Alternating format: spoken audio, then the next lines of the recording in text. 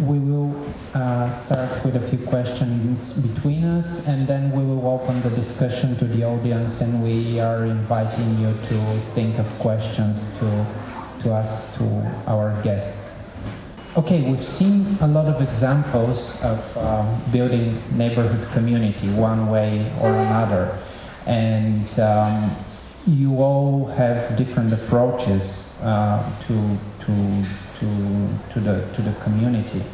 I would like to start with Anna and Mark, not just because they're sitting right next to me, but because you have this double experience from Western and Eastern Europe, and you talked about a lot that the administration is absent in Belgrade, and in building a community, you have a lot of different actors in the field, like citizens, professionals, administration. What is the difference between the two contexts in terms of who are the main actors? What is the administration doing, and how important is it to building a community?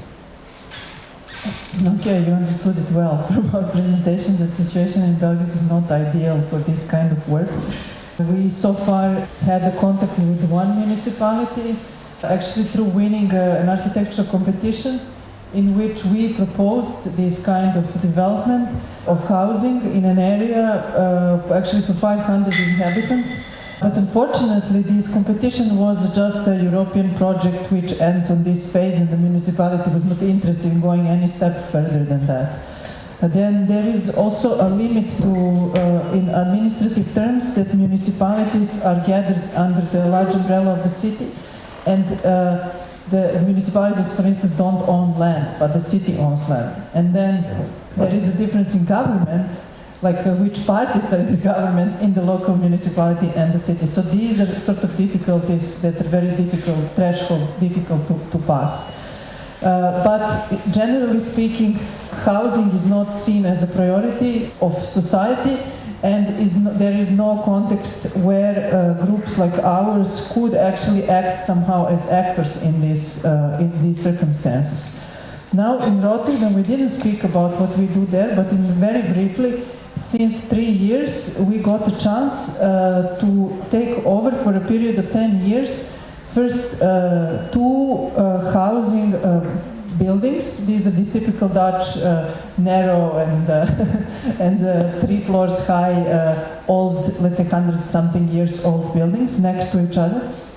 And they are owned by a company which runs and owns social housing. So now there is first difference that social housing as a concept does not exist in Serbia. In Kola it is existing, but it is disintegrating in a way that there is a policy that these companies should shrink the number of social housing apartments. And the other thing is that the crisis, economic financial crisis from 2008 hit these companies because some of them were speculating on the market and lost the huge finances and were not able actually to, well, one almost collapsed and others had to jump in to save them. So for instance, the organization with which we are dealing owns about 45,000 apartments. So it's a huge organization. And the relationship with it is very interesting because they were the ones who initiated the research in what to do with this housing fund, which this certain amount of housing, which is, they have no finance to redevelop it currently. So they were interested in making an experiment. What can be done with it? And we somehow jumped into that, let's say, opportunity where these two houses were offered on a 10-year long period for testing what can be done in a different way. So this partnership with this organization, which is called Havenstater, and let's say common understanding where this is going is very important in these circumstances. Without them, this would not be possible. By now, our association, which is called City in the Making, has 7 buildings. And the idea is to expand even more and actually shift from this temporary condition into more permanent situation. So you think that the guerrilla approach in Belgrade wouldn't work in the Netherlands? you say that it wouldn't be possible? It's very difficult to compare. I think that in Holland there is much more of a hacker culture within all and everyone. You know, the people living in the houses, working in the buildings, within the official organization. But hacking, let's say, within the legal limits, but trying, experimenting, opening new ways of doing things. Within Belgrade, if you want to do something, you almost have to do everything extra legal for some reason.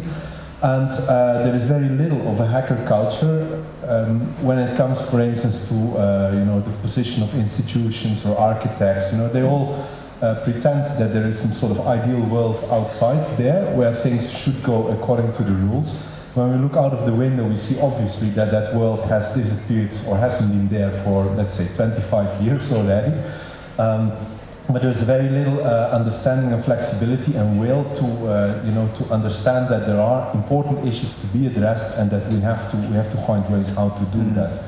And that's a bit of the difference which we meet. And also it comes down to very you know, to very basic things like in Rotterdam, people around us they all have like these cordless drivers, screwdrivers and stuff. You know, like they're almost after an hour they're out there doing something. And in Belgrade it takes a lot of coffee and smoking and stuff like that before anything gets going. So there are these differences which we are struggling with. Okay. And Lala, what about you? Is the administration a partner or an obstacle? Speaking of this topic, we just missed a debate in our city when we took our train, because we can't afford also staying too much in our city, as we have a very expanding and booming city lately. And also that's why our green area is quite threatened, and the idea that our master plan is keeping it green for 5 more years, it's still a risk for us. And it was a debate organized at Transit.ro space about the rents in Cluj, because the IT industry is really growing in Cluj, and a lot of people started to afford paying double for rents, and a lot of foreign students started also to get the prices really high. And suddenly we realized that also the precarious conditions for many people started to drive them really out, not of the center of the city itself.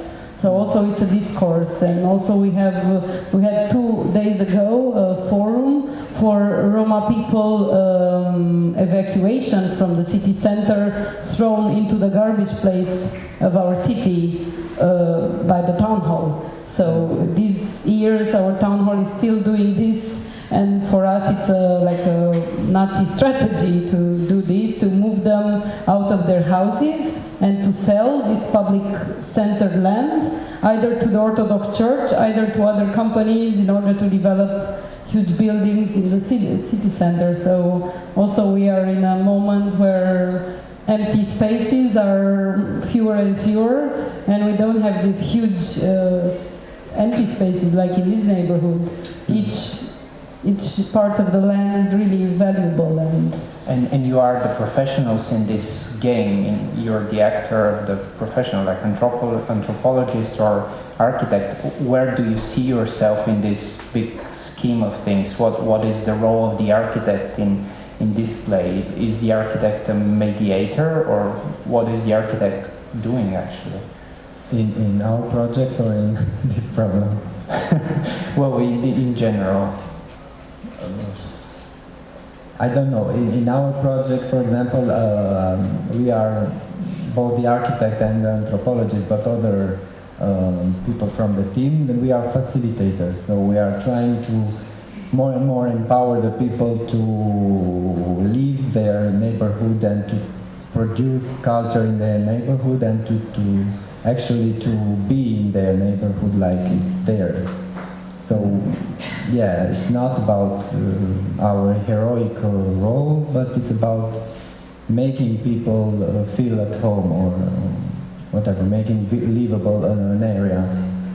And also making issues visible. I mean, sometimes we have days when we feel like ants when this wave of the city comes, from one day to another on my street they demolished old houses and built blocks, and it's the beginning of the neighborhood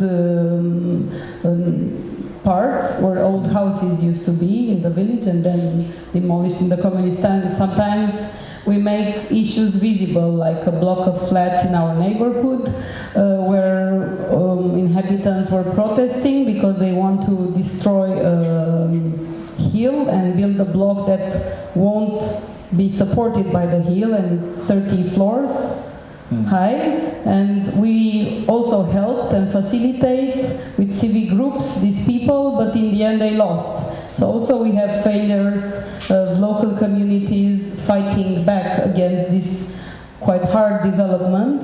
But at the same time also we realize that working step by step and years after years in empowering people and civic initiatives also in our area brings them more together and unites them when they have a common conflict and a common fight, let's say. Because in that example of this big block, people were not really ready and they were so disappointed because the mayor promised not to have this development and then he didn't keep the promise. So somehow maybe all this cultural work and all the community development makes people more strong also in negative situations like this.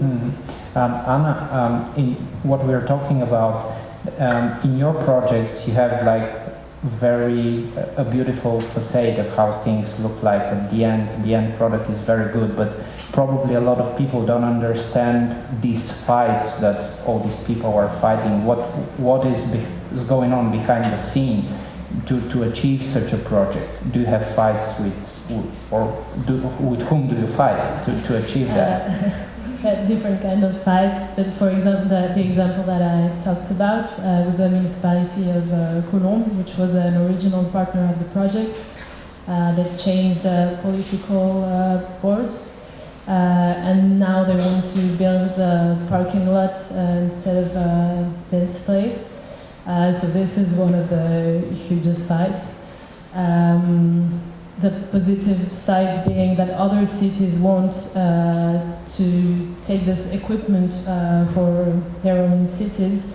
So it's not really black and white, but it's true that by making all these several projects, one thing that we also have to learn is how to make the limits and how to protect the project in a low, judicial way to protect the project, because the land, like the occupation of the land, can be precarious. Okay, Jiri, you worked on a piece of land for 7 years, and it's actually a living area. How do you see your work in terms of architecture changing the landscape? Is it, and I mean, what is the role of the festival? Because you use the festival as a tool to change the landscape, not only build the neighborhood, but building a community, but actually changing the landscape. How does that work? Well, it would be good to understand that the area in this particular location is also very valuable. It's actually an object of a fight of the municipality and the developers, because it's on the metro stations and it's very valuable land that should be developed. So our role actually was not really to develop this, but just to show the quality or not quality of the public space. And what we had achieved with the festival was really to start really a big thorough debate about how the quality of public spaces should or is developed, and how the citizens can be part of it, and if there can be some rules or innovations in how the city councils and the city planning institutions approach the quality of public spaces. So this was our main achievement, because, for example, this red metro station is subject of development of offices for last 50 years there was a plan of making a center of this city at that place. Now it's privately owned, and there are a lot of debates on what kind of construction is going to happen there. So this is not actually a possibility of such a festival to change the relationship of the developer and the city, but we have seen changes in the city government, that new activists actually became members of the local parliament and even a mayor of the local community. We have changed. My colleague is now working in the city planning office, so the new innovative ideas are actually now part of the establishment. So there are these developments that come out from this, from these lessons that I have just shown. Okay, and Lalo, with you, the festival, is it a political tool, the festival, for you? Because you mentioned that you're building up petitions to change it. How can you use the festival? Because here, the festival works for 1 year in this area, then it moves to another area. But how can a festival be a political tool to change the landscape? We didn't think it in the beginning as a political tool. It was the request of the communities to have their own events at home, their own culture on their own stage at home. And bit by bit, we also envisioned a medium-term strategy in our team. What if? What if we have elections, and what if we increase the pressure, and what do we use? And it was obvious for so many people in our community that this has to be a park. And they asked us also how we can push the town hall more to assume this and to assume buying the land, which they avoid doing, because if they start doing it, it will be a precedent in all the city. So they are still moderate. So we found a good moment before the elections where the mayor really neglected all our neighborhoods. So then we realized that the Days of the Neighborhood have also to have this component of more activist, and it became natural for the people to sign and to support us, but he still didn't respond to us at the request for meeting, and he still ignored us. And also he made our life a bit harder in the community center, Dacia. So somehow we're not in the comfortable situation now compared to before the petition. So somehow we knew that we will enter in a gray zone of pushing a bit harder. We didn't get invited into many meetings lately of the town hall, and somehow we got ourselves invited there. So it's a constant negotiation. Okay. We are going to open up the discussion for questions. Just a quick question to Meglena, and then we open the discussion. In your research, how do you see the impact that the administration had on what Trachea looks like since 1889 till nowadays, or probably the lack of administration? How does that affect the way the neighborhood works, this open source way of administrating it? I will split the period after 1989 till now to two parts. The first part was, as I call it, city of transition, and I try to show the transformations. And after 2007, when Bulgaria officially became a member of EU, the administration started to organize the life of the neighborhood much more clearly, and they tried to put some more rules. But all the time, the administration, the local administration, the municipality of Plovdiv and the municipality of Trachea, they worked with citizens. I mean, they worked in an everyday life level. How do you find finances for projects like this? Thank you. Is this a specific question to someone or to No, to the whole forum. Anyone in the panel who wants to pick up on a very tough question about financing public interest. For our projects, it's mainly public funds.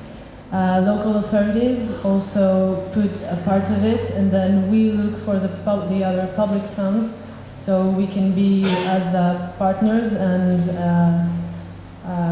equal parts and not working for local authorities. And then we also have some private fundings, but it's not the majority of it. Yeah, it's the same case. Our project started with the European project, Culture, 2007 and 2013. And after that, the town hall saw what we can do. And then we apply to the calls of projects every January. And since then, every year, we obtain money from the town hall, but also together with some other funds, like the donor circle of the community foundation, also in kind, which helps better sometimes, receiving wood help, transport, community help. Also, we are a part of some networks who give us grants, a Czech network, the Ability Network that we finished, and now Actors of Urban Change grant. So we try to mix to survive somehow. And to expand the question a bit, does that affect the way you work the system? Because I think that the project in Belgrade shows that it really changes the structure of the project, the way you raise your funds. It's the other way around. We don't invent projects for financement. We have a strategy and our own way of work, and then all the projects, all the financement that we find, we try to plug in, to plug in to feed our needs, not the other way around. What we do in Belgrade has very different structure than in Rotterdam. I can explain about Belgrade. We started with Who Builds the City platform in 2010, and from then on we had yearly support of Heinrich Ball Foundation, which is a German foundation connected to the Green Party, and it's €7,000 a year. So with that we functioned until 2 years ago, so it's a relatively quite a small amount of money. Most of the work has been done on a volunteer basis, and 2 years ago we got the Dutch funding, Creative Industry Fund, which is supported also us coming here, which was about €25,000, and with this we managed to have meetings on the development further of this model, and now we are just, when we go back to Belgium, developing a campaign about housing, which we will launch in about a month's time. So it is quite unstable also, and yeah, the work that is done, people mainly do beside their regular jobs, so none of us is really living from this. And it's clear that if you want to go into construction of buildings, you need a substantial amount of capital. And that's why we started to look at other forms of generating that capital. And that brings us among the track of, for instance, looking into become a financial institution ourselves as an initiative. You know, because then you set the rules and not the bank set the rules for you. But this is an entirely different area where we are moving now. Both Rotterdam and Belgrade are actually our long-term projects, our main projects, but are not the projects which keep us alive. So they don't generate any real income for that, and that's of course on the long term also a problem. But we understand that they act very deep, actually, in, let's say, our local ecosystem, a bit like you also said, like when you start to understand that, for instance, the prices around you of, for instance, real estate and life in the city are becoming so high that there is a point where you or people which are very important for you can no longer sustain themselves. That made a sort of click for us, where we were not any longer approaching this just as architects, but where we started to understand that this is basically, it's a citizens issue, and we started to mobilize along different lines. So the context is driving this change of the architect turning into something else. Yeah, absolutely, yeah. And in, let's say in Belgrade, it's quite radical. There we have really friends around us who, like smart, bright people, very active, who don't see their future anymore are thinking about going abroad. In Rotterdam, that's not the case. Probably these guys would go to Rotterdam. But you see there also, you see that the city center more and more gets a sort of an exclusive zone, and let's say creative practitioners are more and more pushed to the fringes. It's a question whether we would like to end up there. So. Okay, thanks.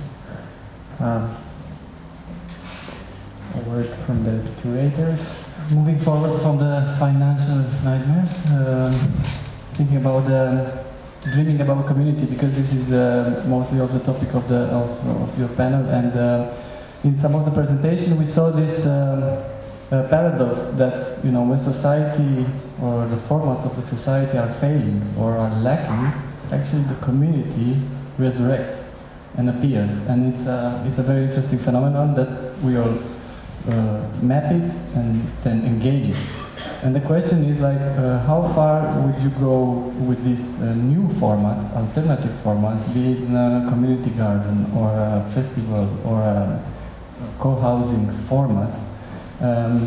If you've ever thought about, like, if you are replacing the old formats with new formats and then killing this community ingredient, or if you think about flexibility, and how would you define flexibility in this format? Because you're talking about financial formats, relations with administration formats, or with political establishment. So we have to discuss in formats from one point on.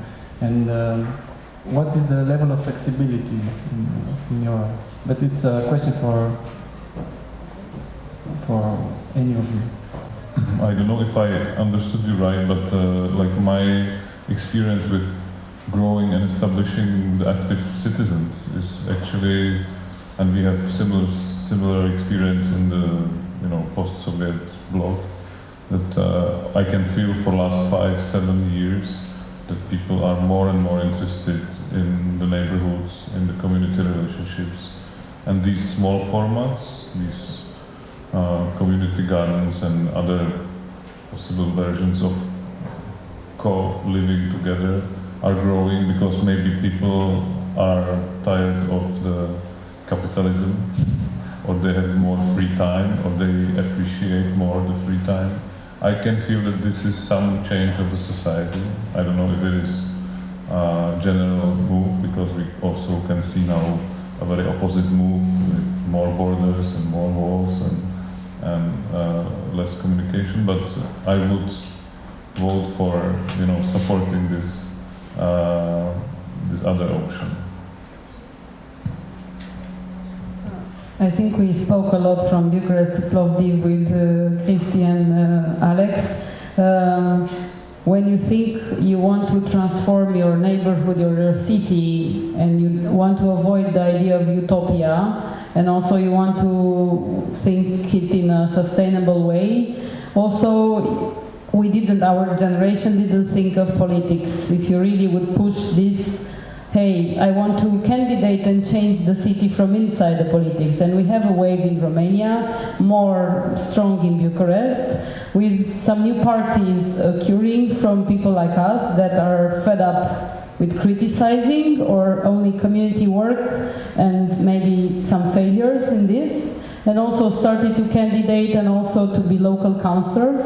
And also for me a good inspiration is Prague, with some good examples of real people like us into politics and started to change this inside. So maybe that's also a topic to reflect until what barrier and limit we want to push this change, or we just want it and that's it. And it's nice to see other West examples.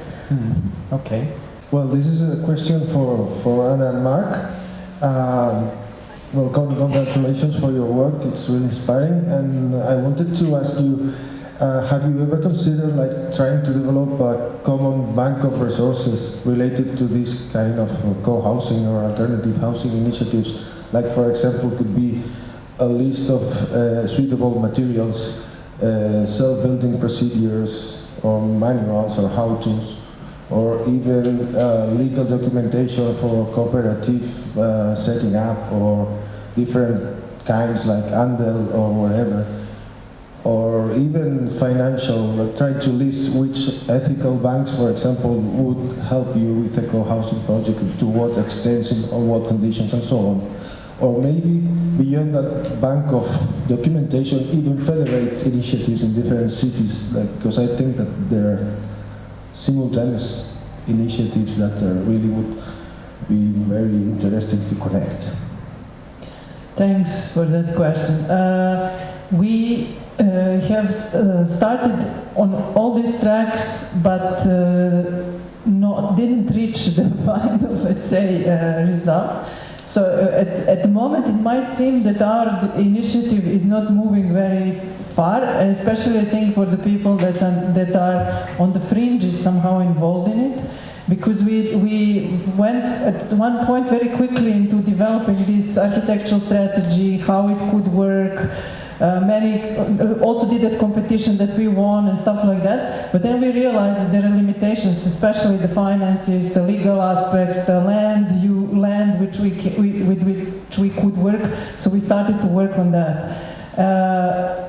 For instance, for the legal structure, for the cooperative structure, we had this, how we came to it is that we asked a couple of lawyers to work with us. So they got a task, homework, to look at what legal formats would suit this the best. So then they came actually to us back with a list of possibilities, and the cooperative structure was the one that they were suggesting that we should go with.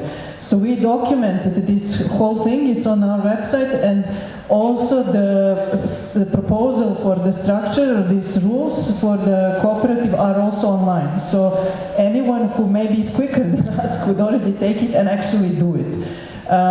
Then for this construction system, we are now seriously thinking of establishing this panel production company, which would be community run. Now the question is, of course, an open source. So the question is really, how do we mobilize people and who would be interested to be part of it? We will have in a month's time a meeting about that, about developing a business model, in a lack of better word for it. Then, of course, we started to look into materials that could be used from this. So some people started to suggest which, for instance, wood producers could work with us, where we could get, if we work with the system of straw bales, where they could come from and things like this. But we didn't develop a data bank which is visible, which is an interesting thing that we could, I think, start doing by now. And then in terms of banks, in Serbia itself, there are no ethical banks. But there is one in Croatia under establishment. We also became members of that bank and had a couple of sessions with the person who initiated it. And from there also came inspiration that maybe this establishing financial institution is also one of the things that we should consider. But I think you're right that it is maybe time to have such a sort of, I don't like per se the word database here, but like a place where you can find such resources, because a lot of it in different cities is being done at the moment, and I think we could benefit a lot from each other's knowledge and expertise. And we have been experiencing that also, going around talking to different people. There were a lot of bright moments in that, so it's crucial to do that. Hello, I have a question for Irji actually, and I want to ask you something. I think. Sorry for my voice as well. I'm a bit sick. Okay, so I really believe that we all do a lot of these actions, and that we do a lot of interventions, that we try to actually grow to build up upon some kind of model, and how these things can become systematic, and people like bottom-up activists go into government and actually make a structural model that then it's not going to depend only on one person in the government or outside. So my question for you is, because it was clear that from your presentation that you actually already did that, how do you think that that it's something that naturally happens, and the community and the society grows to a certain extent that the institutions allow activists and bottom-up initiators to enter the governmental institutions, or it's something strategic that you do and you push on certain cliques to activate these possibilities? Well, I think it's really individual. Yes, it becomes political when you open the topics of public space and quality of life. So yes, it becomes political, and then it's really up to you whether you stay activist or whether you really fix the situation in a way that there is a participative talk between politicians, citizens, and the activists, or if you enter the establishment, which is not a negative thing. So I cannot say that that we have found a model, because it's very different in every city and it changes with each elections, you know.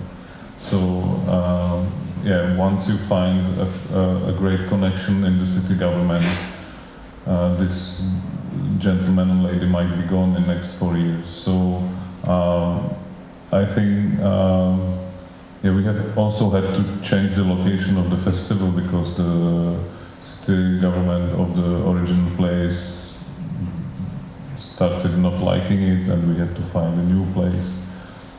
So I think we didn't create a model how to make it right, but it definitely produced a lot of inspiration for other people, and it definitely produced a lot of knowledge that was transferred in different ways, and the outcomes of it are not very direct, but they are visible anyway. So I encourage that, you know, that you don't feel discouraged if there is not a direct outcome if you do an initiative like that, because in 2 or 3 years on some other place there might be someone who took part in the event and he will continue.